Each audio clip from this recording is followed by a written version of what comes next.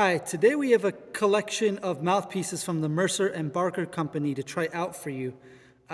Professor Brian Dobbins, who's the tuba euphonium instructor here at the University of Oklahoma, is an artist with their company and keeps a set of their mouthpieces for tenor trombone, euphonium, bass trombone, and tuba in his office. He was kind enough to let me borrow the tenor mouthpieces. Don't pay attention to this one. That's my Long Island brass mouthpiece for the end. We're going to put that back there and focus on these mouthpieces. So I wanted to give them kind of a tryout on some of the bigger orchestral literature. Mercer and Barker is kind of known for British brass band style playing and mouthpieces for that idiom.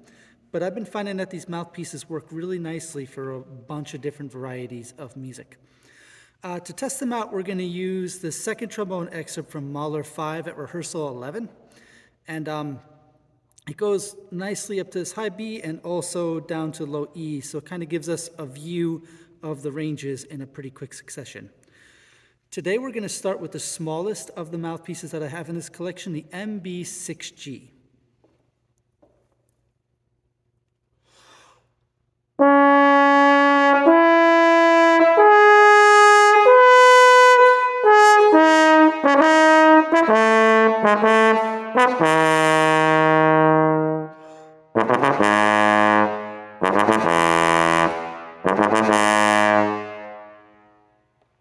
Okay, so my immediate first impression, these mouthpieces are comfortable.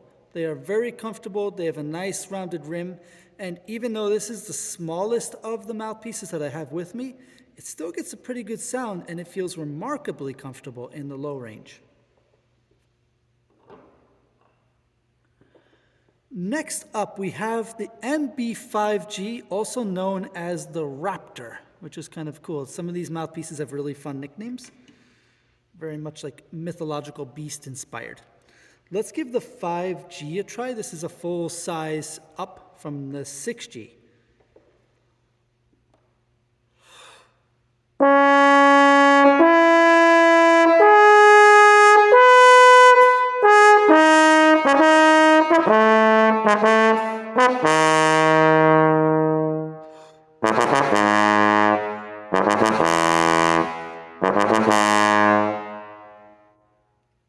So immediately I notice it has the same comfortable feel, but that little bit extra amount of room in it from the 6G to 5G size really lets me fill out the hall in a very nice way.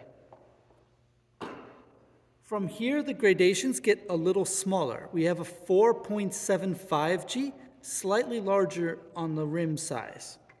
Let's see how it sounds and what other impressions it gives us.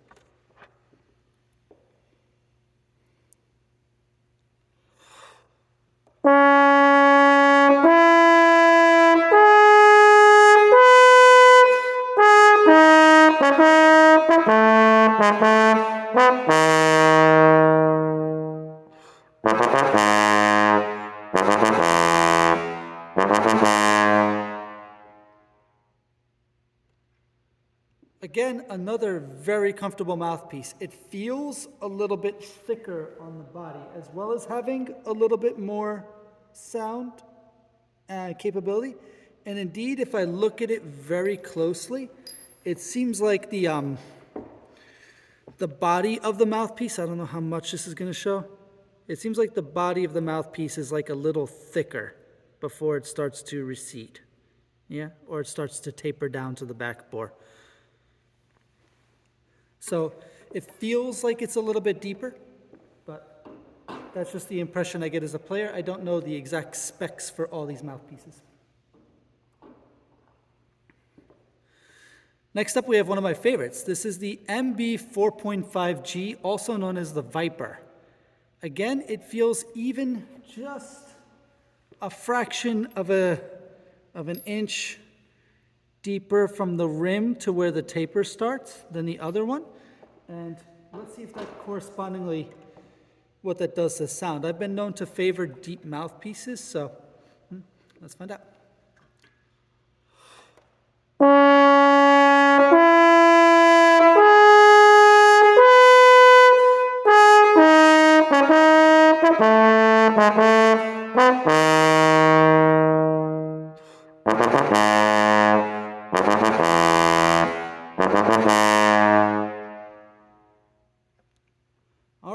like the sound a lot. It did feel like the notes wanted to shorten a little bit, and going through the dotted quarter eighth section, I think I would want to make sure my air is even more well funded. I'm just going to try that again really quickly and see if I get the result I want. I'll find out when I listen back, of course.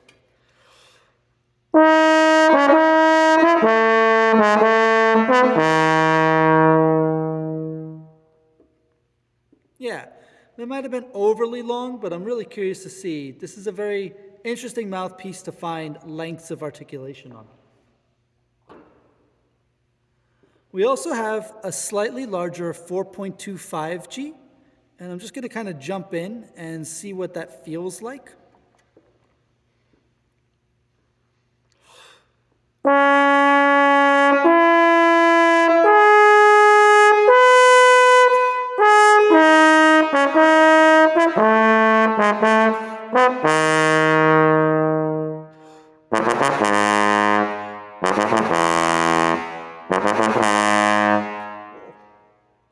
That feels like a beast of a mouthpiece. I think for like second trombone in a big orchestra, this might be the way to go.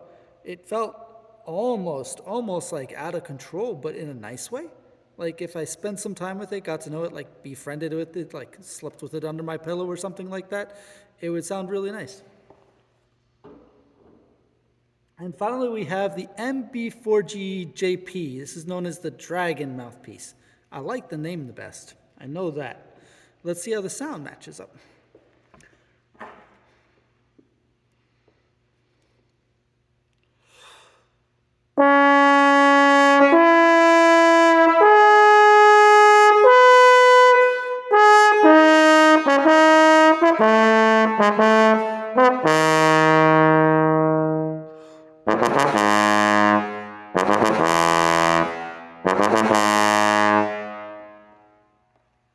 Yeah, that feels like the big one. Of course, it's, the smallest number, the 4 compared to the 4.25 or the 4.5.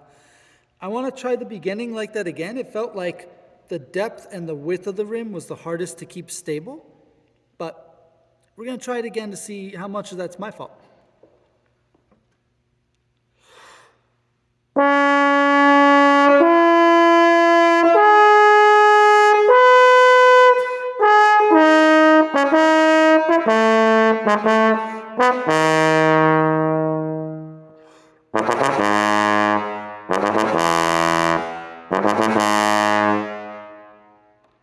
So it felt like it was a little bit more stable through that, which was really nice. It did feel like the high B cost a little bit more in terms of face and was maybe on the verge of splitting, but I'm also trying to play real loud. So, could be partly that. A little bit of column A, a little bit of column B. And just for comparison's sake, here's my normal mouthpiece, Long Island Brass 550E, deep euphonium style cup, just so you get an idea if you've watched my other videos of what it sounds like compared to my normal piece.